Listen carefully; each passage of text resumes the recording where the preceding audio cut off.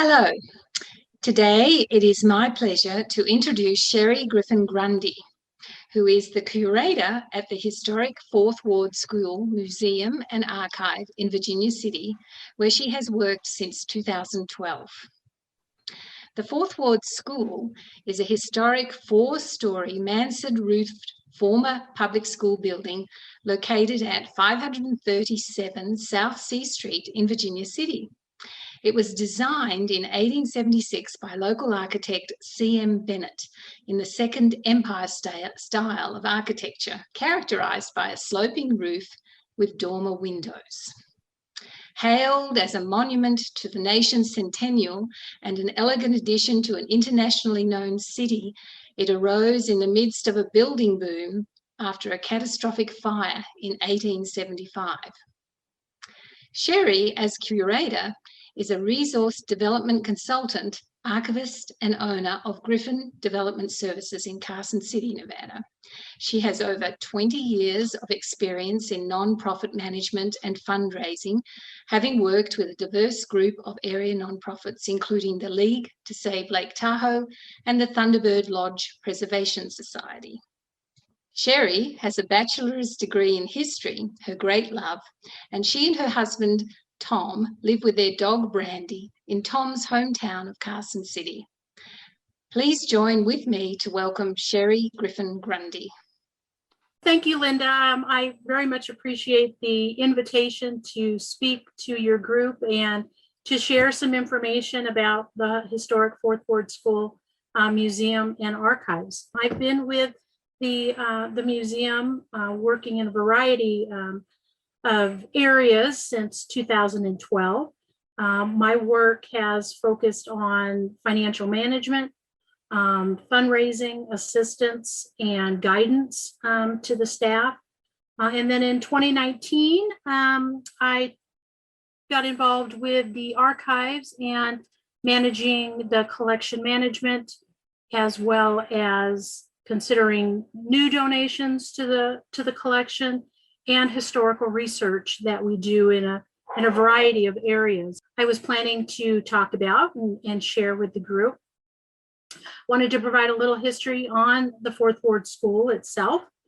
Also talk about the building restoration and the museum operations at the school, as well as some information about the historic Fourth Ward School Foundation, which is the nonprofit that operates the museum and coordinates all the preservation and restoration of the building. And then a little information about the public museum tours and activities that we offer. And then, of course, the Archives and Research Center. So I'm looking forward to that. I love talking about that. And then a little information about some volunteer opportunities if people might be interested in ways that they can help support the museum and the organization. So I say, let's get started. The Fourth Ward School was constructed in 1876. And what made it possible for the school to be where it's at was unfortunately a fire. The Globe Hotel fire was on June 19th in 1876. And the fire started in the laundry room, and unfortunately, due to the winds, it spread pretty quickly. And not only did the hotel burn, but about 20 other structures that were in the area, homes as well as lodging houses, also burned. So the area where the school is today was pretty much destroyed in that fire. The other thing that was going on at the time with the boom in the population was overcrowding in the schools. And there were articles in the newspapers at the time about the overcrowding, especially in the Divide area, which is the far south end of Virginia City, before you start heading south into Gold Hill. So there was quite a lot of comments and information in the paper about just how packed the schools were. So when the fire happened, it really presented an opportunity. And the school trustees kind of jumped on that. And it was within 5 to 6 days after the fire that there was an announcement in the territorial enterprise that the school district had purchased 5 lots where the hotel had been, and it was a perfect location for the construction of a new school. And so work got started right away. I think we're all amazed how quickly things in the past got built and done compared to the way things are now. But the announcement in the paper in July of 1876 was that the new schoolhouse would probably cost about $20,000, and it would accommodate between 400 to 500 students. And they were quickly getting started. The bids for the construction came out again in July, and the contract for the building was $20,000. The masonry and grading work in the area was going to be another $4,000. And the announced superintendent was C.M. Bennett, and he would be receiving 5% of the gross cost of the building. And so things got started. The territorial enterprise was keeping people appraised pretty frequently. And on October 15th of 1876, they announced the near completion and really highlighted the state-of-the-art features that the new school was going to be providing. Initially, they had thought it would be an 8-room schoolhouse, turned out to be a 16-room schoolhouse, and now it would accommodate just a little over 1,000 students. Some of the key features, again, state-of-the-art at the time, that there were sinks and water fountains on each floor. It was an extremely well-ventilated building, and ventilation was quite a concern at that time, so they really did focus on that. There was heating throughout the building, and I can't imagine not having heating in the building. I know how cold it is now in the off season, but the new school did have heating, furnaces in the basement, and all the way up to the 4th floor. And then there were indoor bathrooms. There were 24 bathrooms. They were on the north side of the building. You can't see the north side tower in this particular photo, but there were steps in the front for the boys, and the girls would get to the restrooms from the east side of the building using the balconies on the back. I thought it was interesting in the newspaper article in October, they referenced just the excitement for the new school and specifically the commitment to the importance of education in saying that they thought it was much cheaper to build and maintain new schoolhouses than to build jails. So a little perspective on their point of view at the time. The dedication of the building was on November 28, 1876, and it was the pride of Virginia, and we continue to call it the schoolhouse that today. It was considered a centennial gift to the state of Nevada, and in March of 1877, in the News Again a Territorial Enterprise, announced the final cost actually was $54,600, so quite a lot more than they initially thought. And there was a little uproar from people about how could it cost so much more, but it really did end up being more than they initially thought in terms of the features they provided and whatnot. But if you're interested in that, you can read that in the newspapers in the Territorial Enterprise about the whole explanation of the cost of the building. The dedication, it was a huge parade, a lot of excitement. It started on the north end of town at the First Ward School, and they marched all the way down to the new school on the south side. Everybody was able to walk through the building. There was a big celebration that night for the adults. There was dancing and music in the basement, and it was quite an exciting opportunity for everybody to see the new schoolhouse. There was also a mention, and I'd love to find this, that each of the teachers that were going to be teaching were given centennial medals for the opening of the school. And it would be wonderful if one of those appeared. So I thought that was interesting to read about that in that case. So again, the school was just an excitement. Everybody was thrilled, and it really was a testament to their commitment to education on the Comstock. So a little information about attending the school. Classes actually started on January 25th, 1877. By February 1st, they reported about 550 students had attended and were assigned to their teachers. The teachers had a remarkable 40 to 50 students in their class, which is a lot. But they were continuing to promote in the papers for the parents to bring their children, if they hadn't yet, get them signed up. A newspaper article in 1888 referenced probably the high point of the attendance at the school of about 756 students. We don't have another reference of it being higher, but that was the one that we've got in our records. The grades for the school, there was the primary department, which was grades 1st through 4th grade. Secondary grammar department was 5th through 6th grade. And the high school was 7th, 8th, and 9th grade. And by 1909, they had the 12 grades for the high school. And a little information on the curriculum that was taught. Some of the diplomas would reference the different subjects that the students had completed. A 1917 diploma referenced the following courses or subjects that they studied: reading, orthography, which is spelling, I had to look that up, grammar, arithmetic, mental arithmetic, penmanship, physiology, United States history and civics, geography, elementary bookkeeping, music, and drawing. And we have at the school a sample of an 8th grade test from 1895. And I thought I would just share a couple of the questions. I don't have the answers, but this is kind of a little trivia for you to see if you know the answers and look it up. So real quick, a U.S. history. Give the epochs in which U.S. history is divided. An arithmetic question on the test was, find the cost of 6,720 pounds of coal at a cost of $6 per ton. A geography question, name and locate the principal trade centers in the United States.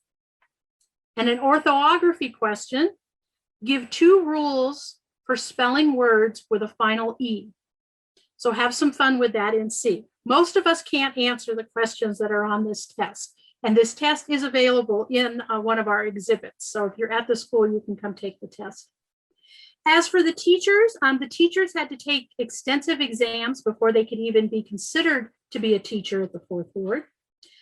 There are rules for teachers. We do have this at the school. We don't have a date on this, but a couple of the rules was that the teachers had to be in their classroom 20 minutes before school started, 15 minutes after school, and they were expected to keep it quiet, reasonably quiet, through the rest of the day.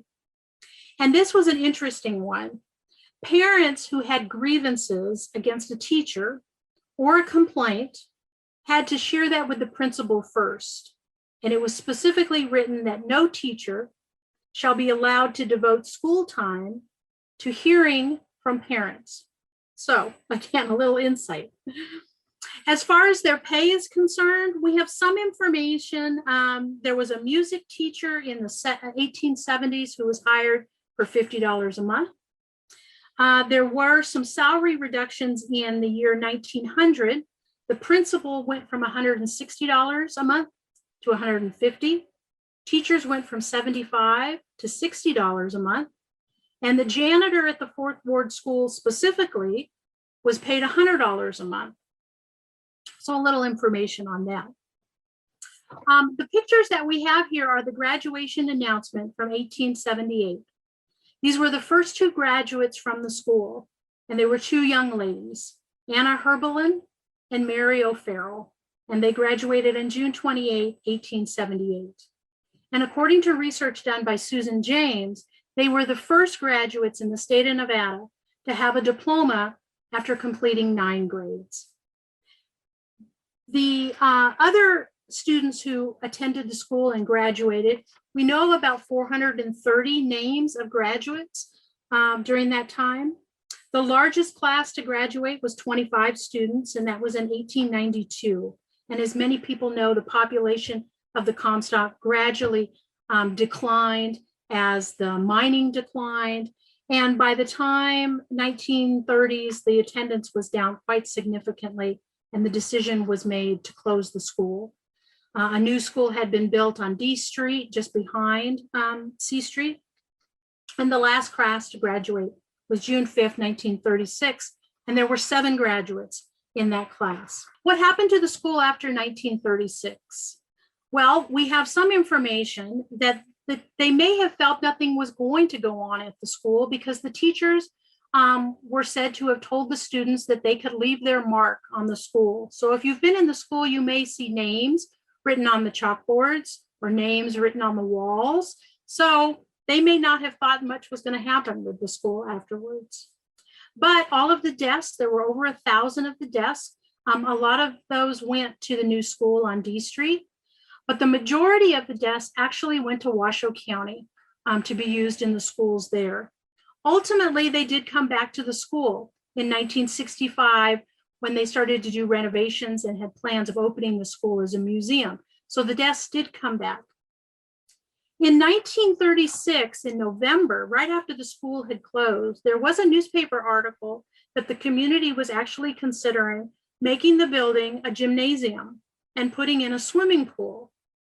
We have yet to find any other articles about this, but it would be very interesting to know where they were going to put the swimming pool in the building.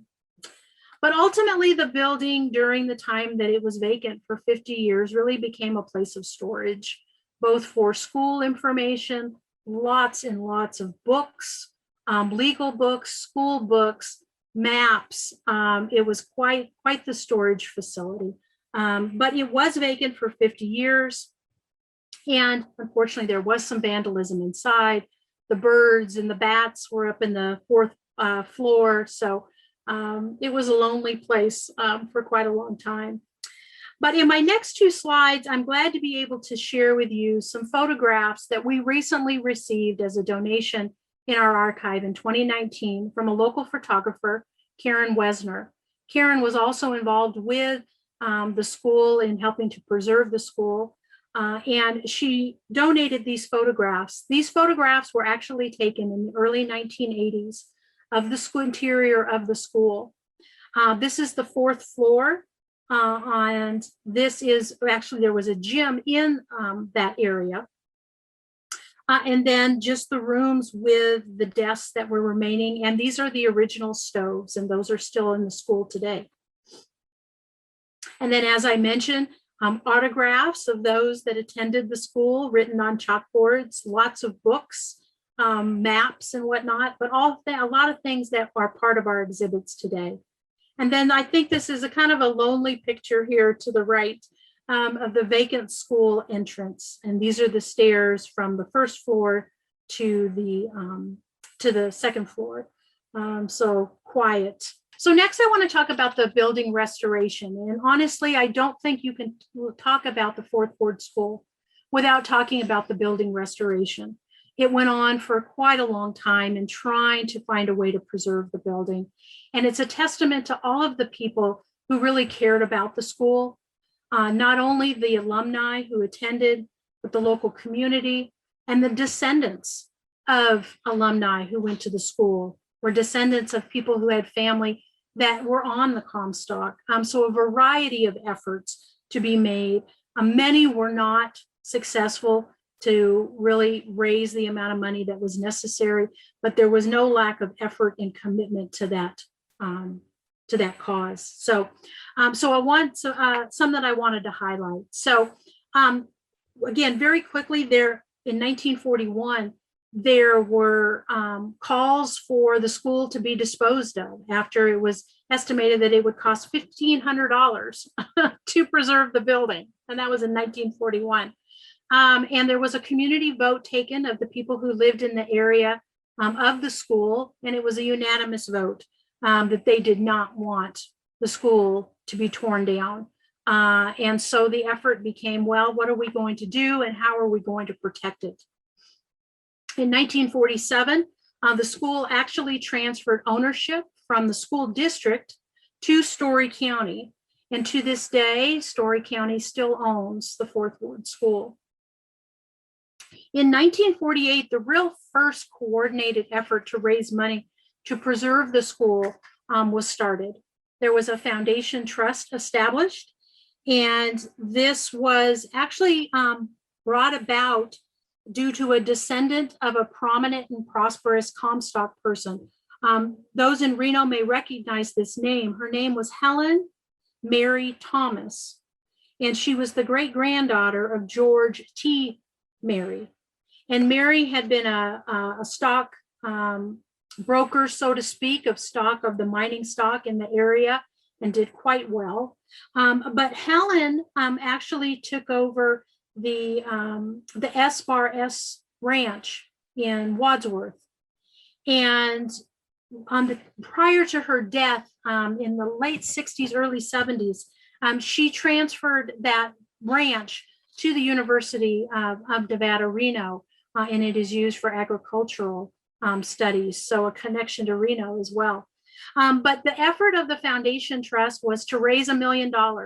And this was primarily to people in San Francisco who had a connection to the Comstock and who had the financial resources.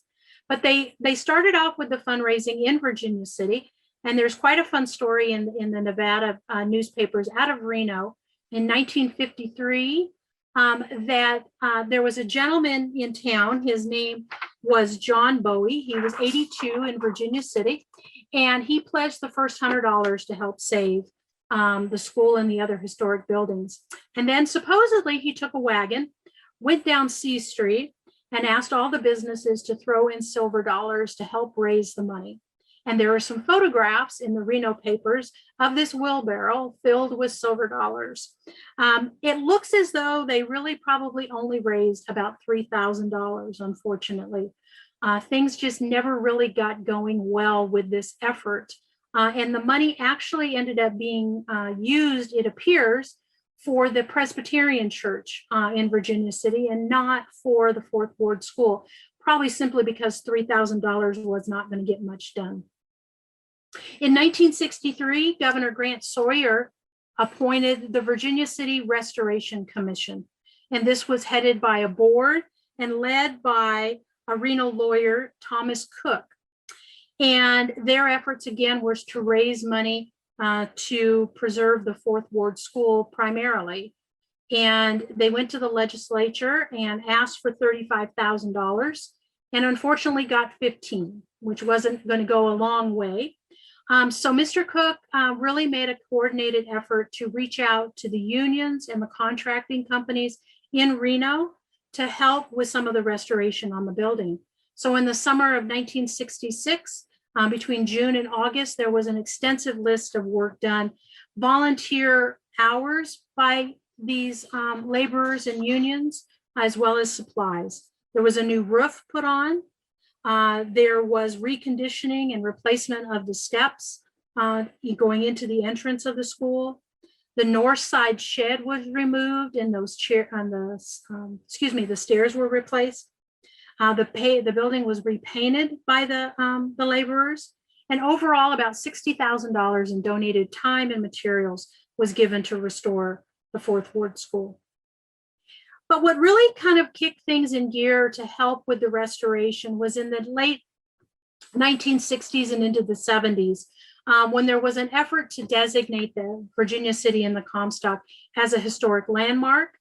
And the Nevada legislature in 1969 created the Virginia City District and Commission to oversee the restoration in the area. And the Virginia City Historical District designation that came with the Fourth Ward School being listed as one of the contributing sources. So larger amounts of money started to come in once those designations occurred. In 1987, though, there was an effort because they hadn't raised enough that they were going to turn the Fourth Ward into shops, offices, and apartments on the fourth floor. And this was being proposed by a preservationist who had worked for the National Park Service. And this was his effort because he just felt that they weren't going to raise the necessary money to really restore. So this was kind of the last call as far as Story County commissioners were concerned. They said, you know what, let's give it one more shot as a committee. to try and raise some money and see if we can preserve the building and not have to go to this new plan. But again, it was kind of this is the last call. And a committee was organized, a permanent board of trustees for the Fourth Ward School to help raise money. They did raise about $10,000 through 1988. Actually, Jack Daniel's Distillery got involved in the effort and pledged some support with sales in the Reno and Carson area. And then in the early 1990s, Nevada legislature created the Commission for Cultural Affairs, which those that work with historical properties know that this is the resource that really did provide the substantial funding for historical buildings in the state of Nevada. And the Fourth Ward School has been very appreciative of the fact that over the years, we have been able to receive grant funding through this commission of about $2.6 million. And we continue to receive support from that today.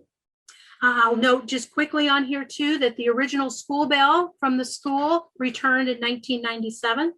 And the school also received the Save America's Treasures grant in 1999-2000. So again, this money was really what was necessary to keep the building up to a healthy standard in terms of its condition and possibly making it available for a museum. It was in 1985 that the museum effort actually got started. A grant for $10,000 from the Nevada Humanities Committee allowed that to happen. There was a scholar in residence, Susan James, a UNR history professor, who developed two exhibits, the historic classroom that you see in the photograph and a Comstock lesson. And these are two exhibits that we still have at the museum today. The first museum opened in the building in October of 1986. And in 1989, the Virginia City Alumni Association, who was created in 1966, created an exhibit room as well. And this is also still at the museum. And then in the 1990s, these three rooms were still available for the public to come and see, and other community events were being held there as well. The first executive director was hired in July of 1994, and that certainly helped coordinate more of the programs and activities and more of the funding by writing those grants to the commission in order to receive that support.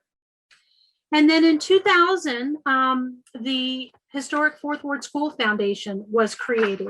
It's a Nevada nonprofit.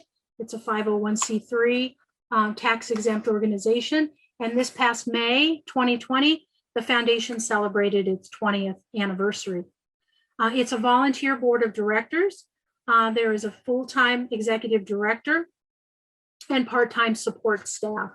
The support staff is a maintenance manager for the building, program staff that run the museum, as well as a bookkeeper. And then the curator archivist position is a part-time position as well. A little less than part-time. Some of these are a little less than part-time, but that's the core group of what keeps the museum running today. And as I mentioned earlier, the building is still owned by Story County. Today, the museum has the three original exhibits, plus a changing gallery that we change roughly every year. We have a Mark Twain press room and a mining room, and we are open May 1st through October 31st. We do have special events. We have a fundraiser coming up on August 21st. It's the 60s, so that's going to be quite fun. So more information about that on our different social media accounts, which you can follow us on. So a little bit more about the foundation. Our mission statement is to connect people to the relevance and importance of the Comstock through its authentic preservation, interpretive exhibits, and programs for preservation through archival resources. We do the museum tours, we do outreach and lectures, we have the Archives and Research Center, we do exhibit development, and of course, the preservation of the building.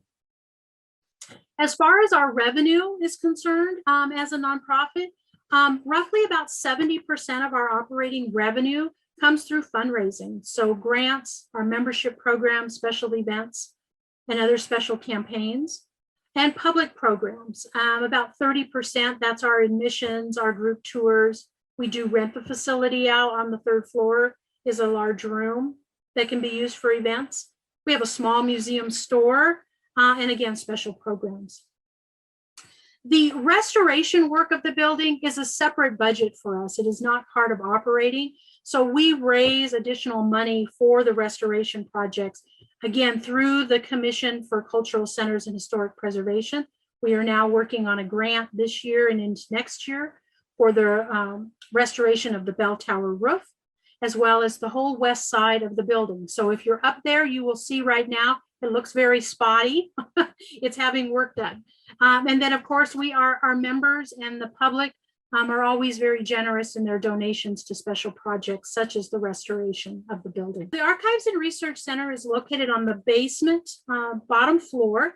And initially those were 2 classrooms, and they were restored thanks to funding from the Commission for Cultural Affairs. And those have been, 2 classrooms have been converted into our Archives and Research Center. So in 1921, the one half, the southeast side, was actually the home economics room. And you can see a picture there with some of the girls in the class. And the other side, the southwest side of this area, which is not in the photos, but it is behind these 2 double doors that you see in the second photograph there with the windows at the top. That area there has a constructed sealed vault for our collection, as well as a library. And I have a photo of the library coming up. But this area here with the 2 pictures, this is the processing area where I process the different items that come in as far as donations or working through the collections that we already have. These are original school lockers in the other photo. They're a great feature to have in the room, but they also allow us to have our visitors to the archives store their personal belongings there as they're looking at different things within the collection. Our archives is open by appointment only, and we have over 12,000 items in our collection. Obviously, a lot of Fourth Ward School materials in terms of photographs and diplomas and other items, which I'll show in the next slide. We have a lot of genealogy information on the students who attended, the teachers, as well as individuals on the Comstock. Our archives is not just about the school, it is about the Comstock as well. So we are always willing to look at new potential donations that allow us to tell more of the story of the Comstock. We have lots of photographs and maps, historical documents. As I mentioned, we have a library, and then general biography and research files as well. We have about over 5,000 photographs. And again, those are a mix of school and Comstock. So quite a lot there. And the appointment only arrangements, we like to discuss with people ahead of time what they're looking for so that we can pull those items and have those available for the appointment when they come in to look at those items. Here are some photographs of some of the items in the collection, specifically in regards to the school. We do have a school register, which is a fabulous book. We don't pull it out very often, but it is a handwritten list of the graduates and attendees of the school from 1878 to 1908. We also have individual class registers. Some of you, I remember my teacher having a book for the class where all of our names were in there and our grades. This is what these books are, and we have those from 1906 to 1936. For a particular teacher, for a particular class for that year. And they're quite interesting to look at in terms of their attendance and their scores. And some of them also have a listing of visitors to the classroom. And unfortunately, there is a list for punishment, what they did and how they got punished. And that's somewhat interesting, but also kids will be kids, right? The other photo here is of sort of a picture from the library that we have. This is next to the vault. The vault is behind these books. And then, of course, again, we have the photographs. And this particular photo in the top is a class photo from 1883. And this photograph has a photo of Joseph Sands. He is on the top left hand. And we believe him to be the first African-American student to graduate from the Fourth Ward School. And again, that was in 83. We have diplomas, both for graduation as well as from the primary grades, and lots of photographs, which a lot of you have probably seen, but quite a lot of photographs. Unfortunately, we don't have a lot of identification, but we're always adding new identification as we come in contact with new families, and we're able to get some additional information. And then we do have yearbooks. Our yearbooks range from 1924 to 1936. So those are always fun to look at as well. We also have our research files. We have biography and research files. The biography files are of teachers, students, and individuals on the Comstock. These are genealogy records, newspaper clippings, things of that nature. And so we're always interested in adding more to that. And so as we come in contact with individuals who are researching their family history, or contact us for other purposes, if they have some information they would like to share with us, we're always happy to create new biography files because it adds to the history of the Comstock and to our alumni as well. I did want to talk just a little bit about new collections. And we're always interested in hearing from individuals who may have family materials they might like to donate to the permanent collection. And I wanted to highlight this particular collection that came in just recently in February of this year. Quite a fun story, and turned out to be a great box of interesting material. This particular woman who donated this to us had gone to a rummage sale at a church in the Bay Area in the 1990s. And she had seen this box. This is the box, the blue one, that she saw at the rummage sale. And inside was a family Bible and photographs. And she just couldn't let it go away. She had to buy it. She doesn't remember how much she bought it for, but not a lot. And she took it home and she put it on her shelf, and one day hoping that she would find the right place to donate it. And so with COVID, as some of us did, cleaning out our closets, she was cleaning out her closet and found the box again. And she looked at the photographs, and some of the photographs were taken by Virginia City photographers. And so she thought Virginia City might be where this belongs. She called the visitor center, and the visitor center passed her along to the Fourth Ward School for our archive. Her and I chatted. I saw some text photographs. We knew that the Bible belonged to the John Stephen Caneen family. Neither she or I at the time knew who Mr. Caneen was. So I did a little research, and come to find out, he was quite a connected community person in Virginia City. He was the mayor for 2 terms in the 1860s. He was the superintendent of the new gas works in Virginia City, and actually went on to run the gas works in Los Angeles and in San Rafael. And the photographs that are here, there are about 60 photographs. These are of his family. Unfortunately, they're not identified, but we do know through research now that he had a family of 13 children, and these appear to be his children. And there's some great photographs here. So you never know what you might find. And we were so thankful that she contacted us, and we were able to arrange for this donation to the collection. So if you have items, give us a call. We're always glad to talk to you and see what you may have and see if it's a great fit for the collection. Lastly, I will end with talking a little bit about our volunteer opportunities at the museum and ways you can support the museum. We do have the special events, so we're always willing to have some volunteers help with that. As I mentioned, we have an August 21st Stepping Back in Time event, which is the 1960s. So if you're interested in helping out, setting up, greeting guests, helping with the raffle and the auction, give us a call, and we'd be glad to find a slot for you to help with the event, and you get to be at the event too. Docents for public tours. Our docents we would like to use for our group tours, our school groups and larger group tours that we do. We do social media. So if you love social media and would like to maybe help out with doing some posts, we would love to talk to you about that. We are looking for some hall monitors.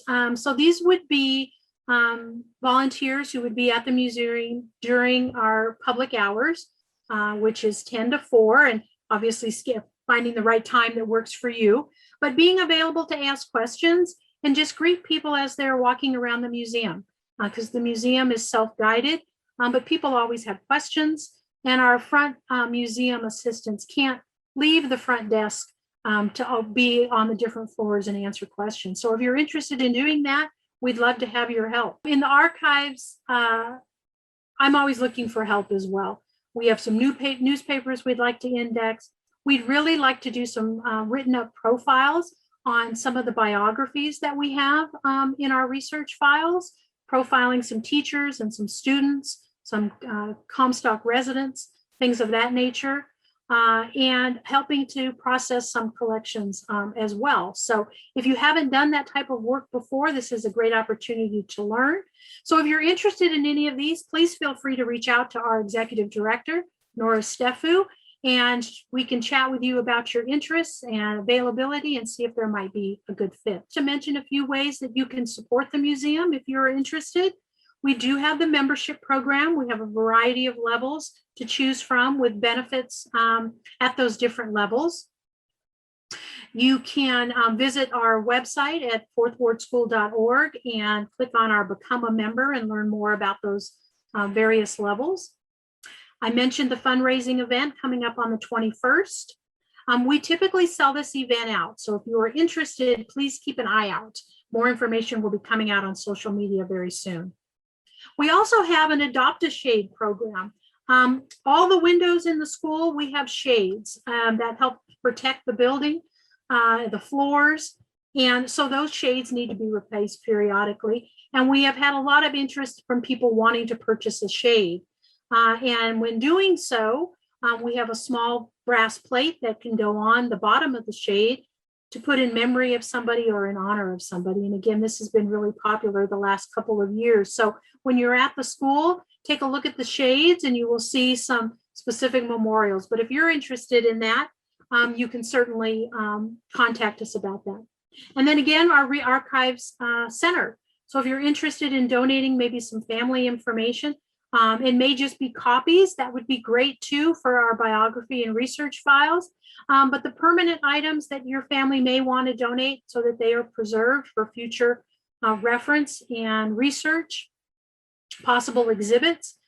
Again, we're always willing to talk to somebody about what they may have and what they may be interested in donating. So those are some ways that you can get involved. And of course, we invite you to come up to the school. We are open again through October 31st from 10 to 5. So we'd love to see you. And I will just lastly mention that we also have a brand new YouTube channel. And right now the content is for students. Since we haven't had school groups coming, we wanted to provide some digital access to information. But we're hoping the schools come back soon. We really love seeing the students. We typically see about 24 to 2,500 students a year and about 12,000 visitors a year. So we're hoping 2021 will be our year to get back in gear. We don't anticipate those regular numbers this year, but we're excited to have people there now and we'd love to see you there. So I think that covers as much as I can do in my time. I hope you have learned some new information. And will be interested in getting in touch with us or coming up and visiting us and being a part of the Fourth Ward School. So thank you very much. And I will open it up to questions now. And here's my contact information if you would like to contact me. So thank you once again. I really appreciate the opportunity to share with you. And I've enjoyed doing a highlight of the Fourth Ward School. So thank you.